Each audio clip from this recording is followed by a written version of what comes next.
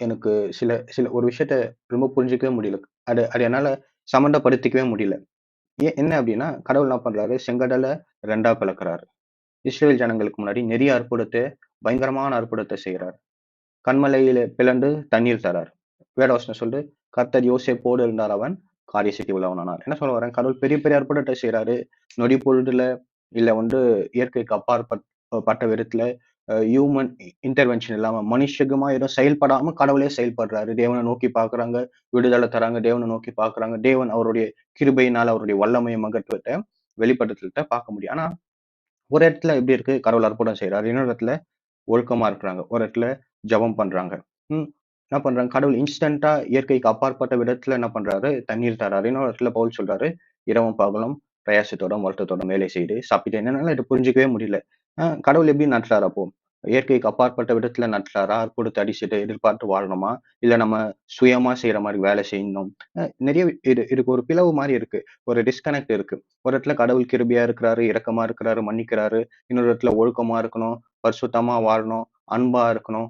அப்படிலாம் பார்க்குறோம். அது என்னால புரிஞ்சு கொள்ளவே முடியல. 2மே வேற வேற மாரி இருக்கு. என்னன்னா, இது இத இணைக்கிறது என்ன அப்படின்னா ஞானம்.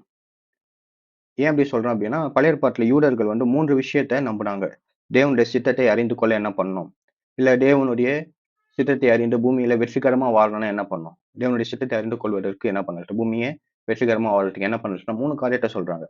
1 ஆசாரியனிடத்தில் வேதமும், ஞானிகள் இடத்தில் ஆலோசனையும், தீர்க்கதரிசியினிடத்தில் வசனமும் ஒழிந்து போவதில்லை அப்படி சொல்றாங்க. அப்ப என்ன பண்றாங்க?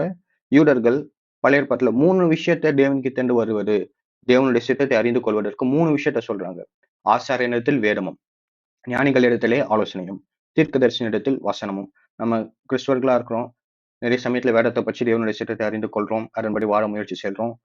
தீர்க்கதரிசி கிட்டக்கு போலாம். அவங்க கிட்ட என்ன பண்றோம்? தேவனுடைய சித்தத்தை அறிந்து கொண்டு வாழ முயற்சி செய்றோம். மறக்கப்பட்ட விஷயம், இல்ல பெரிதாய் பார்க்கப்படாத விஷயம் என்ன அப்படின்னா, ஞானிகளிடத்திலே ஆலோசனையும். ரொம்ப முக்கியம். வேதம் வேதம் என்னது ரெவலேஷன் சொல்றாங்க. தேவன் தன்னை வெளிப்படுத்தி இருக்கிறார். தன்னுடைய சித்தம் என்ன அப்படின்னு மனிதர்கிட்ட வெளிப்படுத்தி இருக்கிறார். கடவுள அறிஞ்சுக்க நம்ம என்னத்தான் முயற்சி செஞ்சாலும், அவர் வெளிப்படுத்தலன்னா அவர அறிஞ்சு கொள்ள முடியாது. அதுதான் வேதம். ரெவலேஷன் சொல்றாங்க. ஞானிகளிடத்தில் ஆலோசனை. ஞானிகள் வேதத்த படிக்கல. ஞானிகள் என்ன பண்றாங்க? உலகத்த படிக்கிறாங்க. நேச்சுரல் வேர்ல்டு இருக்குல்ல. நேச்சுரல் வேர்ல்ட படிச்சு, எப்படி வாழ்ந்தா பூமி எப்படி வேலை செய்யுது அத படிச்சு, அவங்க கிட்ட நம்ம ஆலோசனை கேட்டா பூமியில என்ன பண்ணலாம்? சக்சஸ்ஃபுல்லா வாழலாம். அப்ப அது அநேக சமயத்துல அத புரிஞ்சு கொள்ள முடியல. ஆனா அது முக்கியம். அது தேவன் கிட்ட இருந்து வர்றது தான். அப்போ சில சமயத்துல all truth is God's truth அப்படிலாம் சொல்றாங்க. என்ன சொல்ல வரேன்? அற்புதங்கள், அதிசயங்கள் நடக்குது. கடவுள் இரக்கமா இருக்கிறார், மன்னிக்கிறார். இன்னொரு பக்கத்துல வேலை செஞ்சு சாப்பிடுறாங்க, ஒழுக்கமா இருக்கிறாங்க, பரிசுத்தமா வாழ்றாங்க, இச்சை அடக்கமா இருக்கிறாங்க, ஜெபம் பண்றாங்க, வேதம் வாசிக்கிறாங்க, ஒழுங்கா இருக்கிறாங்க. 2மே வேற வேற மாரி தெரியுது. ஏன் அப்டின்னா, நம்ம ஒண்ண புரிஞ்சுக்கொள்ள என்ன புரிஞ்சுக்கொள்ள அப்டின்னா, ஞானமாய் நடப்பது. பூமி எப்படி செயல்படுவது என்று அறிந்து வாழ்வது தேவன்கிட்ட இருந்து வருகிற ஒன்று. தேவனுடைய சித்தத்தை அறிவதற்கு ஞானத்தை நம்ம உபயோகப்படுத்த வேண்டும்.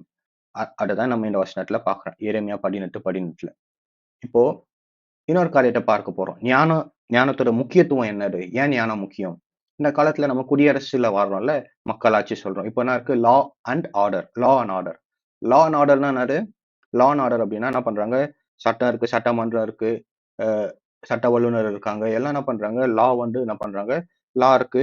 லா மூலமா என்ன பண்றாங்க? ஒழுங்கு கிரியேட் பண்றாங்க. லா அண்ட் ஆர்டர்னா என்னது? Law is the means to bring order. சட்டம், ஒழுங்கு சொல்றாங்க. சட்டத்தின் மூலமாக ஒழுங்கு கொண்டு வர்றாங்க. இப்ப உதாரணத்துக்கு டிராஃபிக் ரூல்ஸ் எடுத்துக்கலாம். டிராஃபிக் ரூல்ஸ் என்ன பண்ணுது? ரெட்னா நிக்கணும், கிரீன்னா போணும் அப்படி இருக்கு. அப்போ ரெட் இருக்கும்போது எல்லாம் போனா என்ன ஆகும்? எல்லாம் ஒருத்தர் அடிச்சுப்போம், குழப்பம் வந்துரும். இப்போ ரூல்ஸ ஃபாலோ பண்ணலன்னா என்ன ஆகும்? குழப்பம் வரும். ரூல்ஸே இல்லனாலும் அவங்கவங்க இஷ்டத்துக்கு செய்வாங்க. அவங்களே ரூல்ஸ் கிரியேட் பண்ணிக்கிட்டு என்ன ஆகும்? குழப்பம் தான் வரும். அதனால தான் சொல்றாங்க லா அண்ட் ஆர்டர். சட்டத்தின் மூலமாக ஒழுங்கு கொண்டு வராங்க. இது ஒரு உதாரணம். டிராஃபிக் ரூல்ஸ் ஒரு உதாரணம். அது மாரி நெறைய என்ன இருக்கு? ரூல்ஸ் இருக்கு. நெறைய லாஸ் இருக்கு. இப்போ இந்த காலத்துல எப்படி லா இருக்கோ, என்ன சொல்றாங்க? இந்த லா நம்ம பார்க்குற இது மாரி லா 200லேருந்து 300 வருஷத்துக்கு முன்னாடி தான் இது மாரிலாம் இருந்ததாம். Law and order. இதுக்கு முன்னாடிலாம் என்ன இருந்தது அப்டின்னா, ஞானம் தான் இருந்தது. ஞானம் தான் தனிப்பட்ட மனிதனுடைய வாழ்க்கைக்கும், ஒரு நாட்டுக்கும் ஒழுங்கு கொண்டு வந்தது. அந்த காலத்துல வாழ்ந்த நியாயாதிபதிகள், ராஜாக்கள்லாம் எது மூலமாக ஒழுங்கு கொண்டு வந்தாங்க ஒரு நாட்டுக்கு? ஞானத்தின் மூலமாக. ஜஸ்டிஸ் ஞானத்தின் மூலமாக கொண்டு வந்தாங்க.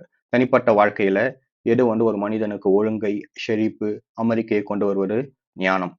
ஒரு நாட்டுல ஒரு நாட்டை ஒழுங்கும் அமைதியான பூங்கா சொல்றேன். அமைதியான பூங்கா, ஒரு இளைப்பாறுதல், சந்தோஷம், செழிப்பை எடுத்தல் அப்படின்னா ஞானம். ஞானிகளிடத்திலே ஆலோசனை கேட்பது, ஞானமாய் வாழ்வது. யோசிச்சு பாருங்க, ஞானமா இல்ல, முட்டாள்தனமா வாழ்றோம். நம்ம இஷ்டத்துக்கு வாழ்றோம்.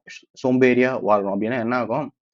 நம்ம இஷ்டத்துக்கு வாழ்ந்தா, முட்டாள்தனமா வாழ்ந்தா, மூடதனத்துல பிரியப்பட்டு வாழ்ந்தா என்ன ஆகும்? தனிப்பட்ட வாழ்க்கையிலயும் குழப்பம் தான் வரும். ஒரு நாட்டிலயும் குழப்பம் தான் வரும். பட்டுக்கட்டளையே என்னது? ஞானம். நம்ம பார்க்க போறோம். பட்டுக்கட்டளை வந்து என்னது? ஞானம். யோசிச்சு பாருங்க, ஒரு நாட்டுல ஞானமா வாழல. பட்டுக்கட்டளை வந்து என்னது? ஞானம். மோசே சொன்ன கற்பனைகள், கட்டளைகள் எல்லாம் ஞானம். இப்ப பார்க்க போறோம். கட்டளைப்படிலாம் கேட்கல. எல்லாமே என்ன பண்றாங்க? கொலை செய்றாங்க. எல்லாருமே திருடுறாங்க. ஒழுங்கா வேலைக்கு போறது கிடையாது. எல்லாம் என்ன பண்றாங்க? அவங்க இஷ்டத்துக்கு வாழ்றாங்க அப்படின்னா, ஒரு நாடு என்ன ஆகும்? நல்லா செழித்தோங்குமா? நல்லா செழுமையா இருக்குமா? எதுவும் நடக்காது. கெட்டு போகும். ஒண்ணும் இல்லாம போகும். எல்லா மக்களும் என்ன பண்ணுவாங்க? ஒரு சமாதானம், சந்தோஷம் எதுவுமே இருக்காது. அதத்தான் நம்ம பார்க்க முடியும். சட் அ ஞானமா இல்ல அப்படின்னா, ஒழுங்கின்மை தான் வரும். வெறுமை தான் வரும். மோசே சொல்றாரு, "நீங்கள் சுதந்தரித்துக் கொள்ளும்படி பிரவேசிக்கும் தேசத்திலே நீங்கள் கைக்கொள்ளும் பொருட்டு, என் தேவனாகிய கர்த்தர் எனக்கு கற்பித்தபடியே நான் உங்களுக்கு கட்டளைகளையும், நியாயங்களையும் போதித்தேன். ஆகையால் அவைகளை கைக்கொண்டு நடவுங்கள். ஜனங்களின் கண்களுக்கு முன்பாக இதுவே உங்களுக்கு ஞானமும், விவேகமாய் இருக்கும்." இவர்கள் இந்த கட்டளைகள் எல்லாம் கேட்டு இந்த பெரிய ஜாதியே ஞானமும் விவேகமுள்ள ஜனங்கள் என்பார்கள். இந்த இடத்துல என்ன என்ன சொல்றது? முதல்ல கட்டளைகளையும் நியாயங்களையும் கேட்டு அதன்படி நடந்தால் அது எப்படி இருக்கும்? ஞானமும் விவேகமா இருக்கும். அப்ப கட்டளைகள் கற்பனைகள் எல்லாம் என்ன கிடையாதுன்னா, அது வந்து சில சமயத்துல லான்னு சொல்றோம். அது கோட்ஸ் ஆஃப் ஆமராபி அப்படிலாம் அதெல்லாம் நான் சொல்றேன் சட்டம்னு சொல்றேன். அது சட்டம் கிடையாது. அது வந்து அந்த காலத்துல ஞானம். ஞானம் தான் இருந்தது. சரி, மோசே இந்த வசனம் அப்படி சொல்லுது. இந்த கட்டளை நியாயங்கள் எல்லாம் கேட்டு அதன்படி நடந்தால் ஞானமா இருக்கும். இன்னொரு காரியத்தை பார்க்கிறோம். அது என்னது? ஜனங்களின் கண்களுக்கு முன்பாக இதுவே உங்களுக்கு ஞானமும் விவேகமாய் இருக்கும். இந்த பெரிய ஜாதியே ஞானமும் விவேகம் உள்ள ஜனங்கள் என்பார்கள். அது என்ன அப்படின்னா, இதோட கான்டெக்ஸ்ட் என்ன அப்படின்னா, இஸ்ரவேல் வந்து ஒரு மலையான தேசம். மலையான தேசத்துல இப்போ ஒரு நாடு இருக்கு அப்படின்னா, அந்த நாட்டுல எப்படி வந்து ஒரு வல்லரசு ஆகும், இல்ல ஒரு பெரிய கிங்டம் ஆகும், பெரிய ராஜ்யம் எப்போ ஆகும் அப்படின்னா, எல்லா மக்களும் என்ன பண்ணா ஒண்ணு சேர்ந்து நல்லா விவசாயம் பண்ணி, நல்லா அதுல ஒரு பெரிய லாபத்த பார்த்து மற்ற நாட்டுக்கு வித்து, வணிகம் செய்து என்ன பண்ணுவாங்க, ஒரு தன் நாட்ட ரொம்ப பெருசாக்கிட்டு அப்புறம் மிலிட்டரி கட்டி என்ன பண்ணுவாங்க, மற்ற தேசத்த கைப்பற்றுவாங்க. ஆனா இஸ்ரவேல் வந்து அது மாரி ஒரு சூழ்நிலை இல்ல. இஸ்ரவேல் வந்து ஒரு மலையான தேசம். அது மாரி தான் தன் தேசம் வளர்ச்சி அடைந்து மற்ற தேசத்த கைப்பற்ற மாரி இஸ்ரவேலுக்கு சூழ்நிலை இல்ல. ஆனா எப்படி இருந்தது இஸ்ரவேலுக்கு? எல்லா உலக மக்கள் எல்லாருமே இஸ்ரவேல் வழியா தான் கடந்து சென்றாங்க. ஏன் அப்படின்னா, அது வந்து மேஜர் ட்ரேட் ரூட்ல இருந்தது. ஆசியால இருந்து எகிப்துக்கு வணிகம் செய்யணும் அப்படின்னா, எல்லாரும் இஸ்ரவேல கடந்து தான் போணும். ஐரோப்பால இருந்து அரேபியாக்கு போனோம் அப்படின்னா, எல்லாம் இஸ்ரவேல கடந்து தான் போணும். அப்போ உலகமே இஸ்ரவேல் வழியா தான் போச்சு. அப்ப இஸ்ரவேல் வழியா போகும்போது என்ன ஆகுது? எல்லா ஜனங்களும் பார்க்குறாங்க. இஸ்ரவேல பார்க்குறாங்க. அவங்க எப்படி நடக்குறாங்கன்னு பார்க்குறாங்க. நடக்கிறதெல்லாம் பார்த்து ஜனங்களின் கண்களுக்கு முன்பாக இதுவே உங்களுக்கு ஞானமும், விவேகமாய் இருக்கும். எல்லாம் இஸ்ரவேல் ஜனங்கள பார்த்து என்ன சொல்ல, இந்த தேவனுடைய கட்டளைகளையும், நியாயங்களையும் கேட்டு நடக்கும்போது, ரொம்ப ஆவிக்குரிய ஜனங்கள், ரொம்ப முட்டாள் மாரி இருப்பாங்க. அந்த மாரி சொல்லல. அவங்க என்ன பண்ணதுன்னே தெரியாது. ஆவிக்குரிய விதத்துல நடப்பாங்க. இல்ல, ஞானமும், விவேகம் உள்ள ஜனங்கள் என்று சொல்வார்கள். அப்ப இது ரொம்ப முக்கியம். இதான் கான்டெக்ஸ்ட். என்ன சொல்ல வரேன்? தேவனுடைய கட்டளைகள், கற்பனைகள் எல்லாம் ஞானமாக இருக்கிறது. மோசே போதித்த கட்டளைகள், கற்பனைகள் எல்லாம் ஞானமாக இருக்கிறது. ஞானம் தான் ஒரு நாட்டுக்கு, தனிப்பட்ட மனிதனுக்கு ஒழுங்கை கொண்டு வருகிறது. இன்னொரு காரியத்த சொல்லப் போறேன். எப்படி மோசேனுடைய வார்த்தைகள் எல்லாம் ஞானமா இருந்ததோ, இயேசு கிறிஸ்து சொல்றாரு, நான் சொல்லிய இந்த வார்த்தைகளை கேட்டு இவைகளின்படி செய்கிறவன் எவனோ அவனை கன்மலையின் மேல் தன் வீட்டை கட்டின புத்தியுள்ள மனுஷனுக்கு ஒப்பிடுவேன். தேவனுடைய இயேசு கிறிஸ்து வார்த்தையெல்லாம் கேட்டு அதன்படி நடந்தா நீங்க எப்படி இருக்கிறீங்க? புத்தி உள்ள மனிதர்களா இருக்கிறீங்க. Wise man. என்ன சொல்ல வரேன் அப்போ? ஞானம். 3 காரியத்த பார்த்தோம். ஏன் ஞானமா இருக்கணும்? இயேசு கிறிஸ்துவே சொல்றாரு. நிறைய வசனங்கள் ஞானத்தை முக்கியம் என்று நமக்கு காண்பிக்கிறது. ஞானமாய் நடப்பது ஆவிக்குரிய கரம். கர்த்தருக்கு பயப்படுதல் ஞானத்தின் ஆரம்பம் என்று பார்த்தோம். ஞானம் தான் தனிப்பட்ட மனிதனுக்கும், ஒரு நாட்டுக்குமே ஒழுங்கை கொண்டு வருகிறது என்று பார்த்தோம். மோசே சொன்ன கட்டளைகளும், நியாயங்களும் ஞானம். இயேசு கிறிஸ்து போதித்த வார்த்தைகள் எல்லாம் ஞானமாக இருக்கிறது என்று பார்த்தோம்.